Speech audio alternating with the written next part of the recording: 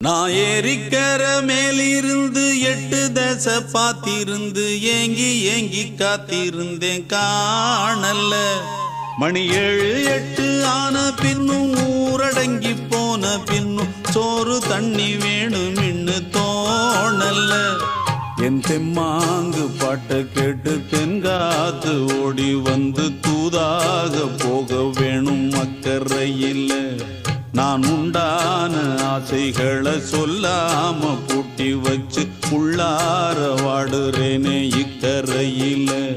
நான் ஏரிக்கர மேலிருந்து 8 தசை பாத்திருந்து ஏங்கி ஏங்கி காத்திருந்தேன் காணல்ல. மணி 7 8 ஆன